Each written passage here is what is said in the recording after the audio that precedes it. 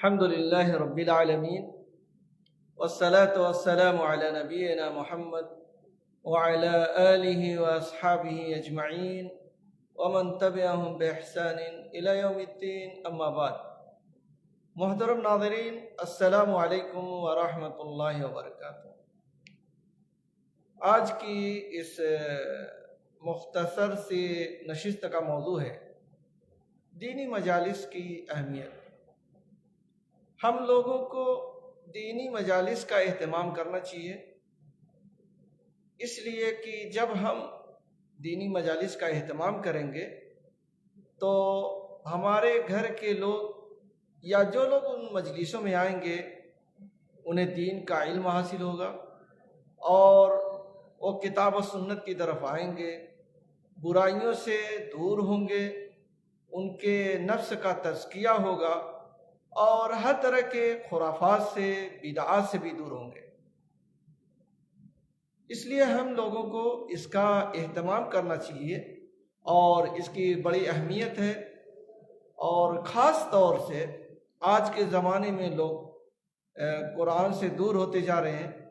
قرآن لوگوں کو سکھانا چاہیے.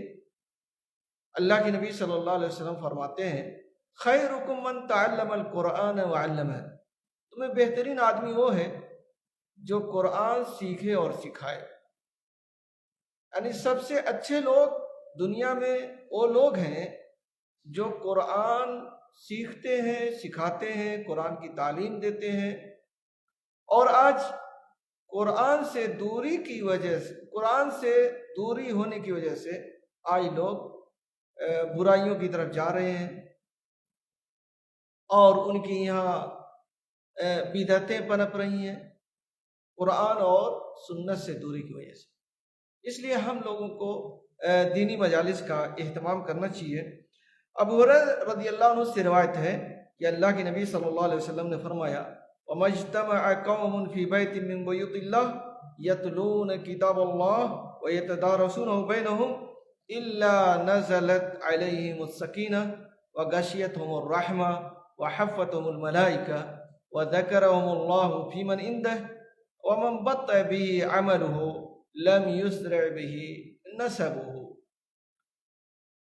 جب کوئی قوم اللہ کے گھروں میں سے کسی گھر میں اللہ تعالیٰ کی کتاب کو پڑھتی ہے اور اس کے آپس میں معانی بیان کرتی ہے تو اللہ تبارک و تعالیٰ کی طرف سے ان کے اوپر سکونت نازل ہوتی ہے اور انہیں رحمت ڈھانپ لیتی ہے اور ان کو فرشتے گھیر لیتے ہیں، گھیرے میں لے لیتے ہیں اور اللہ تعالیٰ ان کا ذکر ان لوگوں میں کرتا ہے جو اس کے نزدیک ہیں، اور جس کو اس کے عمل نے پیچھے کیا تو اس کے ساتھ اس کا نسب آگے نہیں کرے گا. یعنی حسب نسب سے آدمی آگے نہیں جائے گا، آدمی آگے جائے گا تو عمل کے اعتبار سے.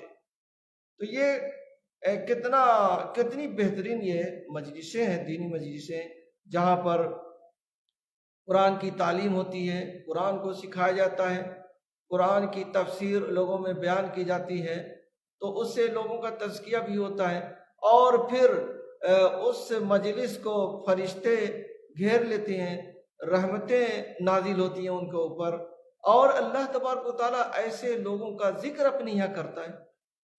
یہ کتنی بڑی بات ہے کہ آپ کا ذکر اللہ تعالیٰ کے یہاں ہو. تو میرے بھائی اور دوستو، ان مجلسوں کا اہتمام کرنا چاہیے.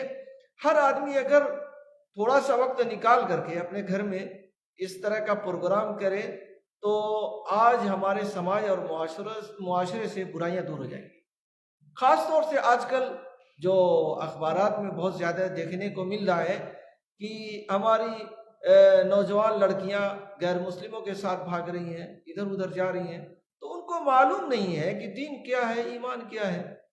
اگر ان کو معلوم ہو جائے کہ دنیا کی سب سے قیمتی چیز ایمان ہے، دنیا کی سب سے قیمتی چیز اسلام ہے، تو وہ کبھی اسلام کا سودا نہیں کریں گی، اپنے ایمان کا سودا کبھی نہیں کریں گی. لیکن ان کو معلوم نہیں ہے، آپ نے ان کو بتایا نہیں ہے، اس لیے وہ محبت کے نام پر ادھر ادھر بھاگ رہی ہیں. اسی طرح سے ہمارے گھروں میں جو برائیاں پنپ رہی ہیں وہ اسی کا نتیجہ ہے.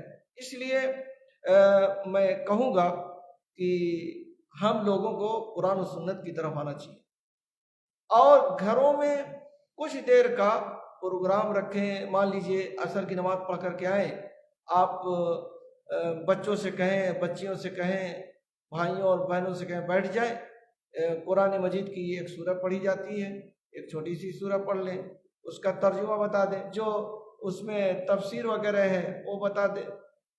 آپ قرآن سامنے رکھ کر کے، تفسیر والا قرآن سامنے رکھیں، اسی سے پڑھ کر کے بتائیں. اس سے کافی فائدہ ہوگا، کافی گھروں میں اور ہمارے سماج اور معاشرے میں اصلاحات ہوں گے.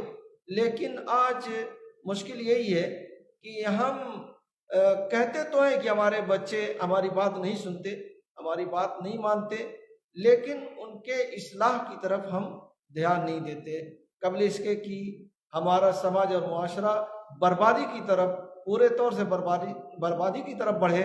ہم غریبان میں جھانکیں، اپنا محاسبہ کریں، اور اپنے گھروں کو اسلامی گھر بنائیں، اور ان میں یعنی اس طرح کی مجالس قائم کریں تاکہ ہمارے گھروں میں اسلام کا بول بالا ہو.